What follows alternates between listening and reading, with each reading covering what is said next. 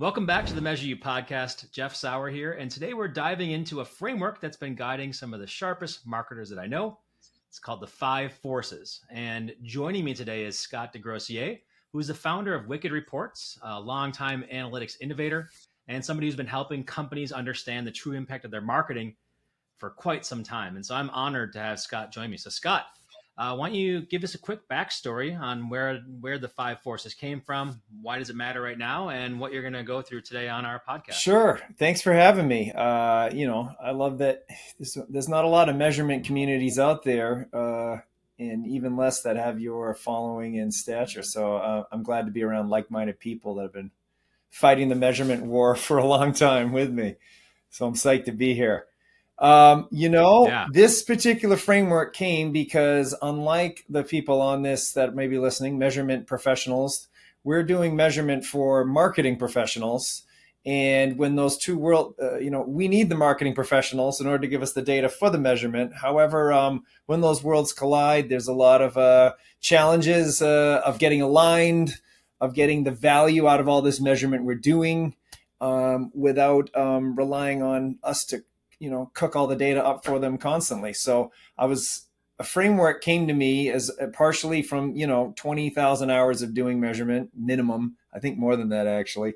Been doing this probably 13 years. It's 26,000 hours. It's a long time. Wow. So you kind of get some solutions that work repeatedly. You see some patterns as you're working on the job a long time.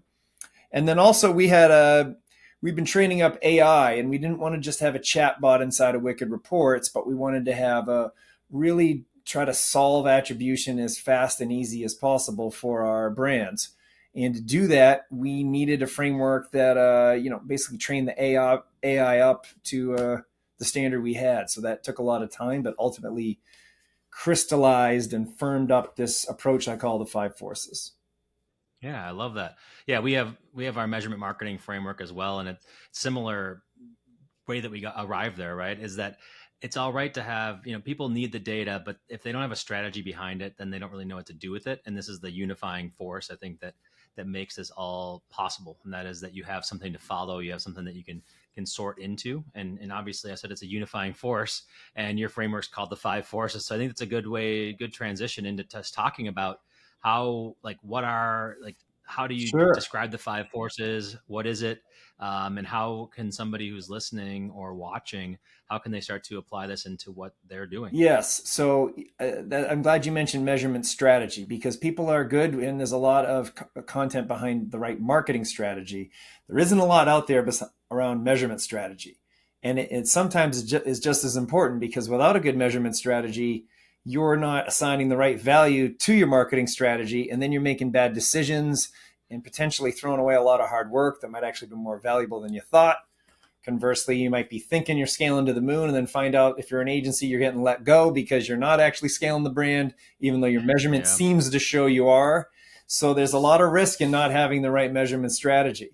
So, and furthermore, I like looking at, multiple strategies. It's almost like sports teams. One team's got an offensive in football, one team's got a particular style of offense, and then the other one borrows a few concepts to make theirs better. I'm sure there's overlap because, we're measuring. But then the different use cases mean you got to, pick the right tool for the job, and you got to pick the right I love strategy that. for It's the like, job. yeah, exactly. It's like the West Coast Yeah. offense in football. Like, yeah, basically Avinash was my Bill Walsh, and I've been adjusting things from him since the mid 2000s, and borrowing here and there, trying to implement, realizing that some things are practical, some things are not. And like you said, really, if you have a strategy, it allows you to do a lot more with less. You don't need to collect all the data or listen to what the platforms are telling you. You can actually start to have the platforms bend to what you need for your company. And I think that's really important as well. Correct. Because at the end of the day, like for our attribution operating system, if you will, comes down to three things: measure, signal, and act. You kind of need to do all three, or else why are you doing it?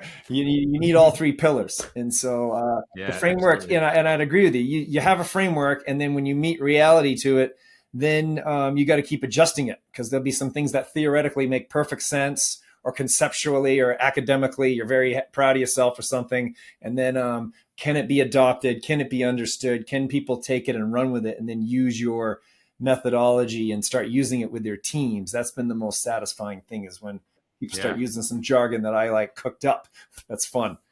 So I love yeah, that. so let's get into it. And I actually have I have slides floating around. I have the Five Forces website, so we can share. This is audio. We can just talk. I believe it's going to be a combo of both. Yeah, Okay.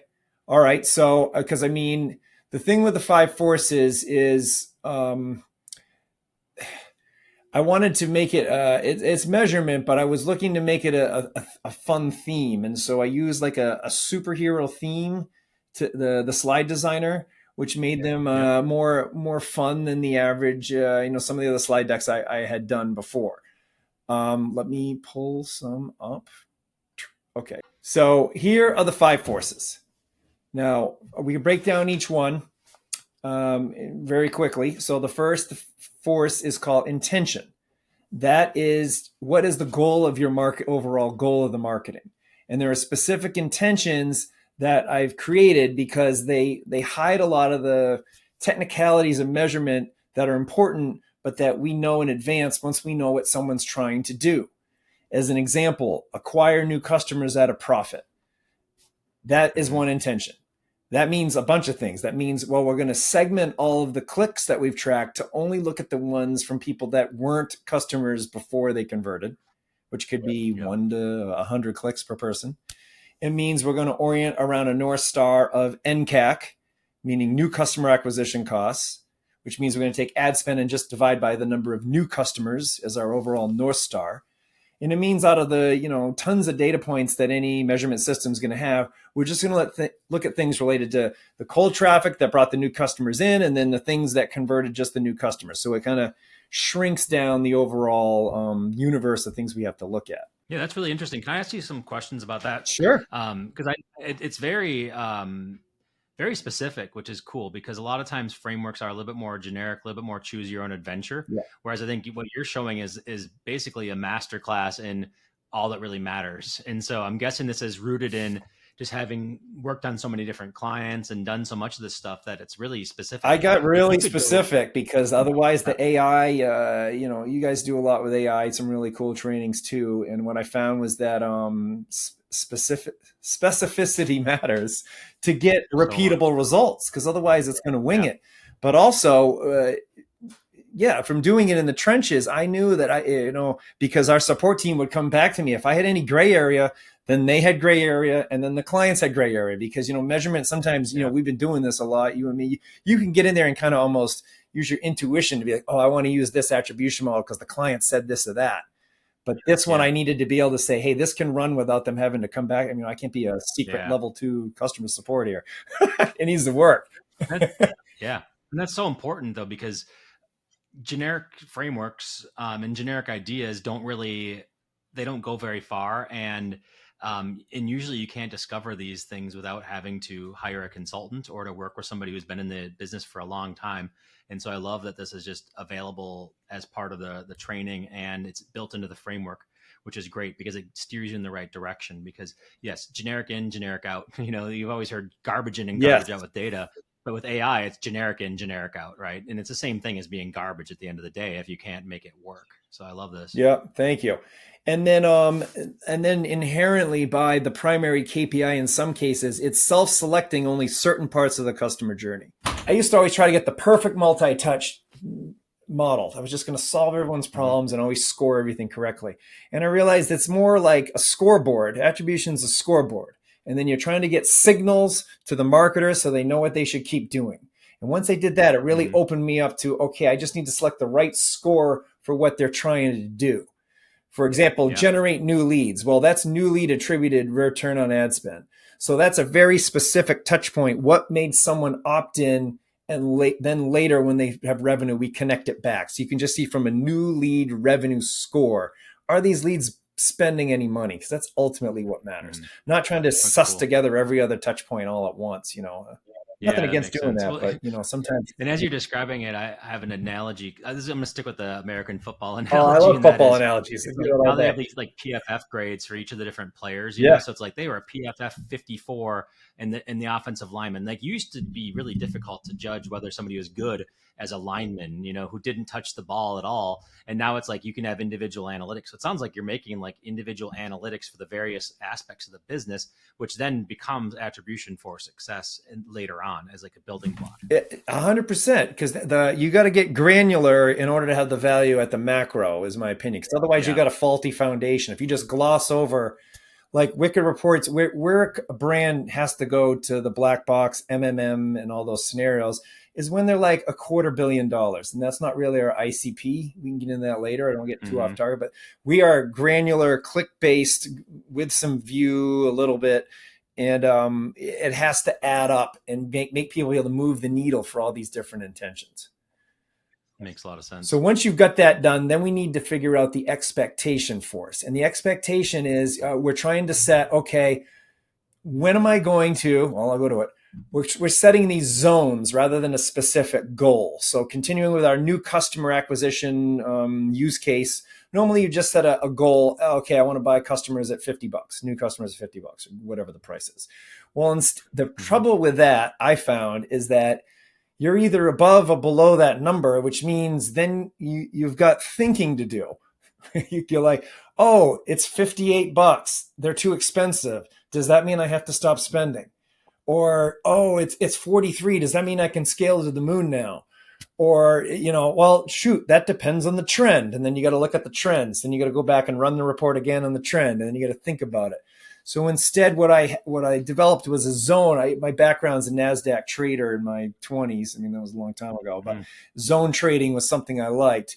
And so the idea is you pick a chill zone first. The chill zone means if my primary KPI is within this range, I'm going to keep spending at the same amount. Basically, I can chill out and do one of my 90 other tasks I probably got for the day. But you don't have to worry. You can chill on those. So let's keep in this $50. Let's say it's 45 to 55 means I can keep spending the same. And then the scale zone is where would you increase the budget? Return on ad spend would be a higher number you'd want. NCAC you'd want lower because you're a cost metric. So if it's below 45, below the bottom of my chill zone, I'll actually show right here. This will be a little bit easier. I got a little chart here. So if we're down in here, great, I want to scale. In here, I'm going to be able to chill. And in here is the kill zone, which might mean I have to kill, but first I got to go diagnose and try to improve things, which we'll cover on a later force. Yep. And so then there's different measure, again, I got some formulas in here on how to calculate them, but basically you're trying to set a zone. So once you've got your intention, your primary North Star metric, which then has sub metrics that you look at and others then you can ignore. And then you got your zone.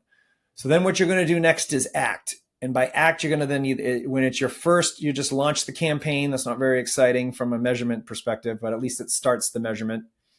Oh, I should also mention that the intention sets the measurement time period. So new customer acquisition is a default ballpark, gun to my head. 30 days is a fair amount to measure because the people, the budget are too antsy any longer than that, realistically.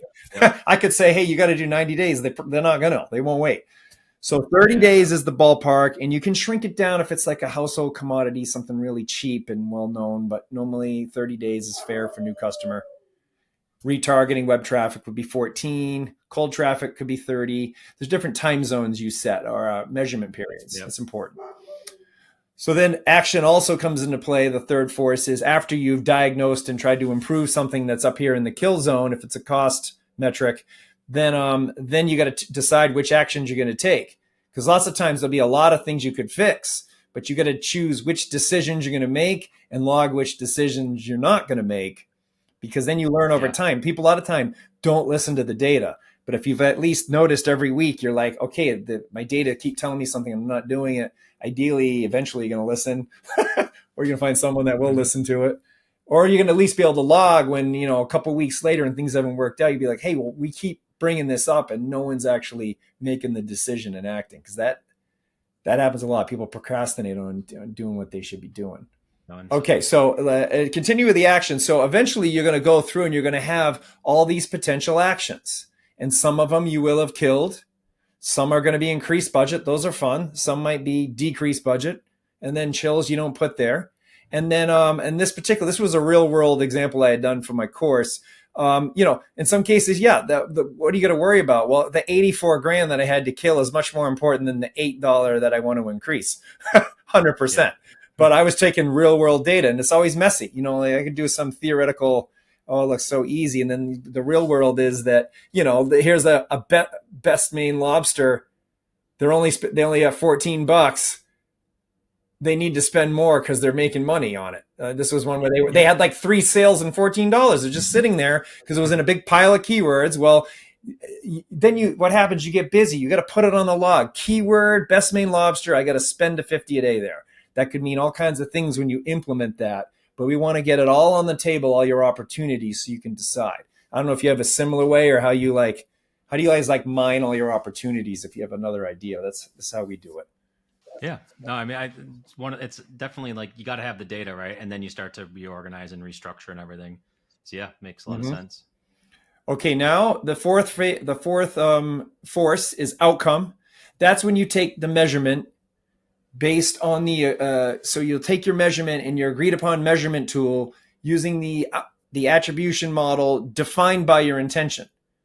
So because I did new customer acquisition, I'm using a North Star of just NCAC in 30 days.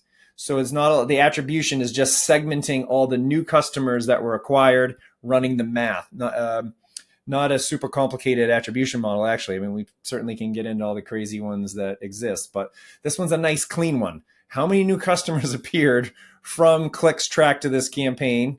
Again, and so you take the outcome and then you measure it against your scale, kill, chill zone to say, because you've already made that decision before you launch the campaign, you take the emotion out of it. It was just the math based on whatever the math tells you had to do. So getting the outcome can be pleasant or can be very unpleasant, but that's what we're trying to do with measurement, is just take the outcome and plot it on the scale, kill, chill zone. So in this particular case, this this chill zone was between $59 and $70, and it's actually $183 NCAC. So they went in and measured it. This happened to be Wicked Reports. You measure it wherever you're measuring it, though. And so if it's way above the kill zone, that's bad news. But that actually doesn't mean the end of the world. It could just be, because you see here, there's the little trend line is down 50%. It could be that, they took longer to buy. It could be you got to go in and approach how you're going to diagnose and improve that.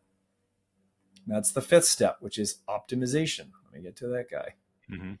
Now with that one, there's a lot of things you can optimize. I mean, the data actually, particularly people that measurement professionals like ourselves, you can see a lot from the data, but you've got to put that in a context so that the marketing team can prioritize, get it to the right team member, or reallocate what they're going to be doing based on how bad the bleeding is. In this case, $183 NCAC, when you need to get down below 70, that's a code red. And so we look at we look at data points within these different areas because they're kind of like thematic areas of strategy that you have levers with. So as an example, for traffic has a couple of issues that the data will be able to guide us. The biggest one I see is these, I see all 3 of these are the 3 big ones, I should say. Are you trying to buy new customers, but Meta's insisting on buying a ton of repeat customers? Or are you paying for customers you already have? That's a very common thing, even with advanced advertisers, because they set up their exclusions and they think they're great and they've done it. And then lo and behold, they have advantage audience expansion on, which is ignoring everything and bidding on all the repeat customers. Happens a lot. Yeah. I mean, another one that I see a lot is, so we measure the percent of new visitors attracted. It's a little different than GA. GA got a window of new visits and sessions. It's got their own window. Ours is we store every IP address the brand has ever got, and it has to be a brand new IP. Which then again, that's not foolproof because some IPs can get reused, but we have a very strict new visit percentage measure, because we find that if you can get new visitors from your top of the funnel, which doesn't always happen, right? It just sometimes you would say, I want new visitors, and you don't get them. But if you can get that real top of the funnel, that alone can ignite some growth, because you're actually getting new eyeballs into the brand, even if they're not converting right away, or if they're not converting that well. If you can train the pixel, no, I need new eyeballs in it, and you can successfully train Makes it, sense. it really helps your funnel. And otherwise, you're like, geez, I got these great campaigns. Why isn't it going anywhere? Well, you're not getting new, fresh prospects in. That's a huge problem with traffic. Yeah. Yeah, because the platforms they want the sure thing, and they would rather have show it over and over again than necessarily have Yep. exactly. They're trained and they're incentivized to get the same people viewing over and over again, not necessarily new people, Yeah. because the same people viewing over and over again for a conversion campaign might actually be a good segment, Mhm. or it's more likely to convert, but it's also not new and it's not really bringing you the awareness you're looking for. Yeah, I mean the biggest thing that we can help. I mean, there's a lot of things where measurement can help people, but helping guide them top of the funnel is where everyone needs the most help because it's tough to get Yeah. it accurate.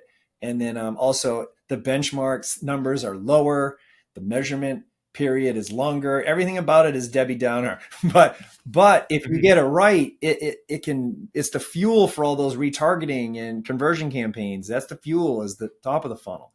So we have some Yeah. basic metrics here. I wanted to show, I wouldn't normally get this much of a wordy slide, but measurement professionals, I'm happy to share a few formulas here. So in cold traffic, like we didn't even set the bar that high. Is new visit percentage, if you're trying to get cold traffic in, if that's your intention.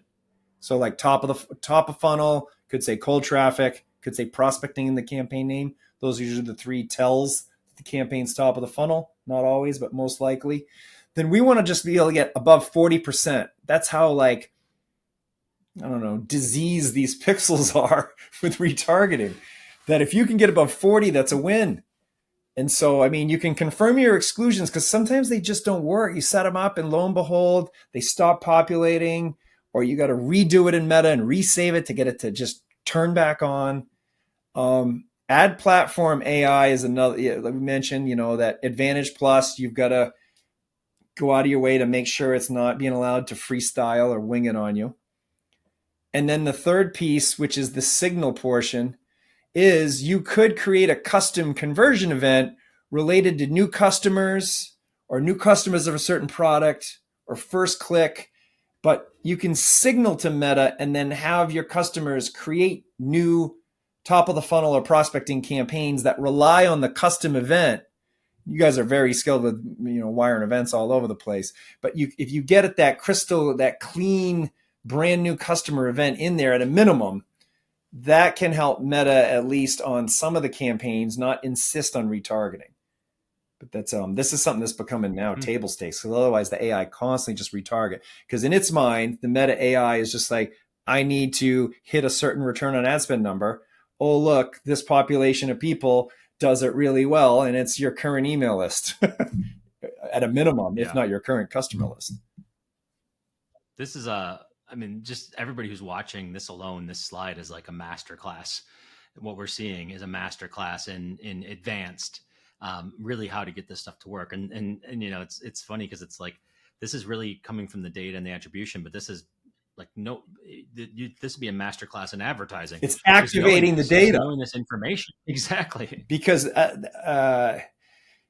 I thought when I had Wicked reports and you could slice and dice, not just me, my team as well. Once we could slice and dice everything and prove the accuracy down to the click stamp, we were like, we're set. And that just started all the work. Now we got to Yeah. activate the data in people's lives. They need to have a weekly review Yeah. process. They need to have canned views and they know what they're going to do with that the list of data. We'll get into that shortly here. Teaching them how to hold the ad platforms accountable. Yeah, accountable. Yeah. Giving them the tools so they can, because like you said something earlier, and it's like when you're optimizing, you can see the answer in the data immediately. Like this, but it's actually hard to get buy-in or to activate or to get marketers to act on it. And so that's where the work starts. Seeing the data is where it's one thing, and Wicked Reports makes it easier, which is great. But then it's activating it. That's the part that's going to get you the better results, and the part that is going to help you win in advertising overall. Completely agree. It was a big shift to say, okay, what is the job they're hiring the measurement to do? What's the outcome they want to get from all this? And we have to make sure they confirm they've got it. Not, hey, look, they have all these great opportunities in a grid of data. I mean, because if Yeah. they had someone like me running the measurement, that was fine because I love grids of data. It's one of my favorite things to look at. But that's Yeah. not the case for some of these marketers. They're really smart people, but just they got limited amount of time. So you can't Yeah. say, hey, well, the answer's buried in there somewhere. That's just not good enough. But then this other piece was, wait a minute, we kept telling our AI kept saying you're bidding on too many repeat customers was the number one thing that was showing up out of all the things we do. Mm, So then we were like, yeah. uh-oh. And they're like, that's great. How do I fix it? So that was why we actually have a That's signal so tool that smart. does this. That's genius. I love that. So then the next strategic area is the budget. It's scale, kill, or chill. We're trying to distill all this down to one word. I'm either going to scale what things that are in the scale zone, or I don't have to think about the chills, and then I'm going to have to deal with the kills, which we walk through all these different budget areas. But it also means strategic budget checks. So you might have a campaign. Let's go back to our NCAT campaign, not doing well. But if you have 5 ad sets in there, it could be that just one of them's doing horrific and drained all the ad spend because, like, the budget, Facebook will move the budget where it thinks is best. It'll move it to the best ads it thinks, but it doesn't always pick the winners. Or Google, for example, the keyword underspent keywords. Like, you might not be hitting your number in Google. It turns out in that ad group, you got 10 keywords and 2 of them are converting at 10%, but they only getting got $20 and they have impression share available for you to bid on. So you got to dig in there. You can't, people getting very like hands off, let the algorithm figure everything out. And Google and Meta, very brilliant tools and very much necessary, but many times they'll make quick decisions in the first couple of days of ad spend and then neglect these other potential winners Yeah. or dump stuff because their view through conversions are showing really high, but it's view throughs on people closing on email and SMS, not on new prospects. And you got to like turn that off. So it doesn't always, Yeah. sometimes you just move the budget within a campaign, not killing it all. So That makes a lot of sense. and then with offer and creative, there's a number of things. We're not going to get into all the specific creative pieces, but a particular point I want to talk about is segmentation of conversion rate, particularly benchmark. We measurement people, benchmarking is fun to do. Compare against a benchmark as a scoreboard. If you set your how new customers conversion rate on a given campaign versus repeat, obviously the repeat are almost always convert much faster. But then you get a baseline of what an accurate new customer conversion rate is, and then you can compare it against how you're currently doing. Because you might say, oh, Mm-hmm. crap, my conversion rate's 0.8%. This is terrible. My conversion rate's normally 3. But if you're looking at all of your marketing and you're looking at all your channels in particular, that's spiked up by email and SMS, and it's spiked up by retargeting existing customers. They convert faster, quicker, more. And so then that's another reason people will say, I got to get rid of this new customer. We got to stop spending. It's not converting fast enough. You need to benchmark Mm-hmm. the right population of people, one, to give a fair scoreboard, and 2, so you're not killing off your top of the funnel stuff because it looks really bad. And it might just be, that's the reality of that particular segment. That's interesting. So it's basically saying that like Facebook is like your grandparents and your parents who love everything you do and they're very supportive of you and they're like trying to feed the algorithm. So you get like the yes crowd that's like, yeah, good job, good everything. And then that you're saying, let's test this on people who don't know who we are and actually get real feedback. Yes. And if we can survive that, even though it's painful, if we can build that muscle, rebuild, or get the thicker skin that we need, then we're going to be able to survive long term and we're going to be able to make our pie much bigger. Exactly. We only have so many family members that can write and comment nice comments about us, right? That doesn't scale, but it does scale to actually get good at solving the problems and facing them head on. Because you can prop up a lot. And this is what most advertisers want, isn't it? Don't they want to feel propped up and have their numbers look good in the short term? Like, hey, they want the ROAS. They want these numbers to look good in Facebook because that's all they know. But they're limiting their ability to grow entirely because they're not looking at it this way. Exactly. It's getting a bigger share of the pie, adding in more family members, adopting, going on an adoption. There you go. Yes. And so, yeah, it's segmenting of, new visits to customers, because that one's interesting because that's going to be the worst one. The brand new visitors, a lot of them are going to bounce. This isn't for me. or they're going to have to get warmed Yeah. up a while. So it's going to look rough until you've had a couple conversion cycles. And then there's clicks to Mm-hmm. new customers, and there's clicks to any, which this will be your best. The other one, let's do the same thing with customer quality with AOV and LTV.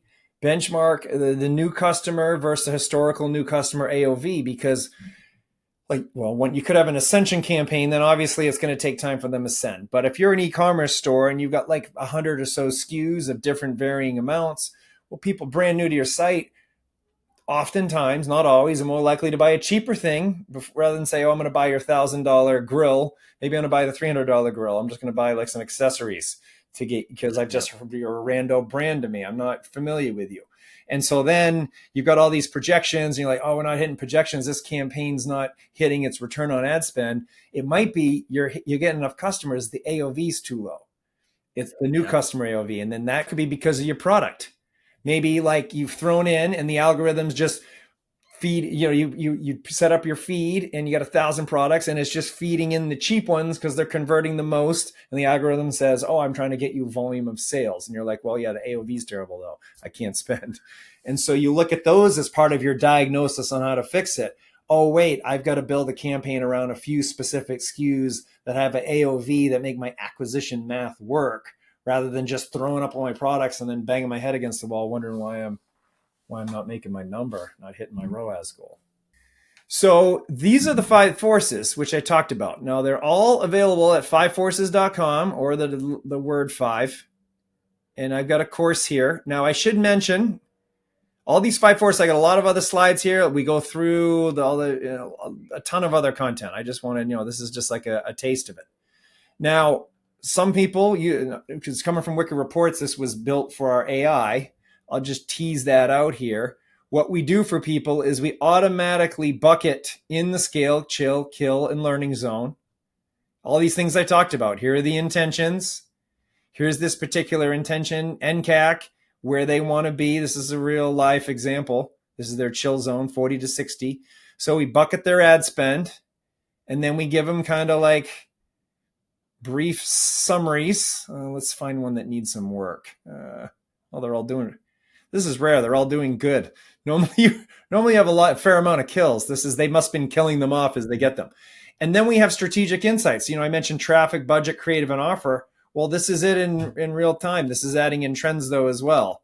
Like here's a click to customer rate of 1%. Now, is that good or bad? Well, when the trend's up 50%, that's good.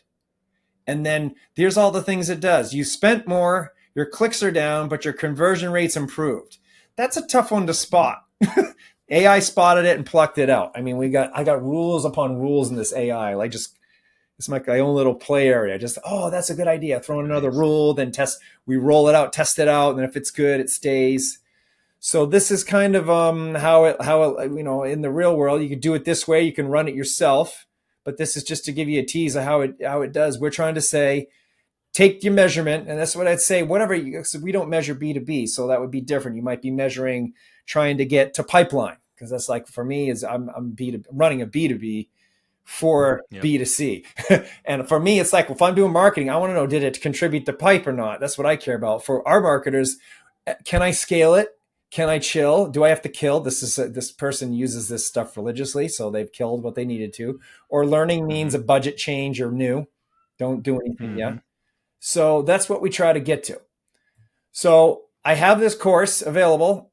Here's you saw some of the slides. Here's some other ones here, but I have I put a lot. This was a labor of love, but I wanted to keep it concise as well. The whole course is 4 hours. I didn't.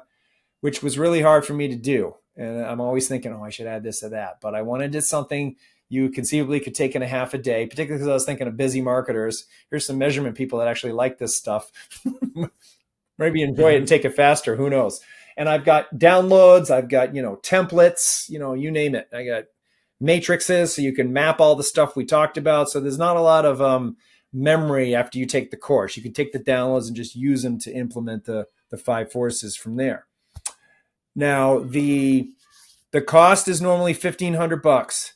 With the Measure You discount, I'm going to take $800 off. So it'll be $700 We'll run that through the end of the year. Just measure you, like how your domain goes, MEASUREU.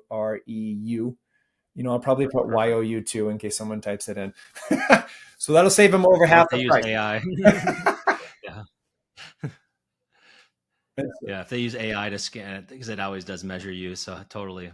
That's great. That's really generous of you, Scott. And I, just looking at this, I can see the intent that you had in this. I love how the framework you teach is integrated into your product. We've almost had no time to talk about Wicked Reports. I'm glad that you showed us that. I'd love to have you back on to go through Wicked Reports even deeper. If we can do that on another episode, is that something you'd be Oh, interested in that'd doing? be fantastic. Yeah, I had all kinds of stuff, and then I was looking at the time. I was like, oh, Yeah, got too yeah. passionate about it. I kind of lost track of time. So Well, that's thanks great. And I for- was asking some questions as well, but I think so. We'll come back and have you do that, and then in the meantime, I would highly recommend the Five Forces framework and the course.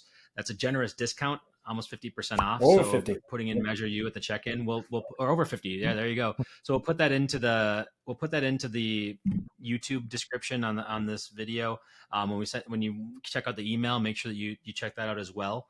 And then yeah, I just love how intentional it is that you're going right into AI versus avoiding it or trying to say this isn't important. It is really important. And so building the framework and building the course around this where you can actually feed it into your AI tools and you can use it as a companion, especially with Wicked Reports, is really a great way to look at this and to get in deep. And if you're doing B2C and you're doing customer acquisition or you're running any type of ad campaigns and you need this level of it's not just attribution, it's decision making, right? It's like a decision engine around getting the results you're looking for. I think you should definitely check this out. So this is great. Awesome. Thanks for having me on. Yeah. So yeah, thanks for coming on, and thanks for watching, everybody. This has been a really fun episode, and as we said, Scott's already going to jump on. We're going to put in the notes on this video on how to get to the Five Forces framework and how to redeem the coupon code so you can join and learn a lot. I think this is going to be a masterclass in how you can use attribution. So if you've ever tried an attribution tool, if you've tried Wicked Reports before, but you're like, yeah, I'm not sure about it, I haven't got it set up yet, I think this would be a prerequisite in order to get those results. And so it's a great way to start this podcast series, which is becoming a series of podcasts now with Scott, because I learned so much and I'm really fascinated by this. So I got at least one or two more episodes that I'm going to invite Scott onto so we can keep on talking about this topic. I think maybe Scott's going to do some stuff inside the Measure You community as well. Great. So thanks again, Scott, for breaking this down. And if you're listening and you want to go deeper, definitely check out Wicked Reports and the Five Forces framework. Take a look at the description of this video. And don't forget to subscribe to this channel and to be a member at Measure You so you can get more details like this. So that wraps up this episode. Thanks, everybody, for joining us once again. Scott, thank you so much. And we'll be seeing you soon, I'm sure, and do another recording and have you back on very quickly here. Thanks, Jeff.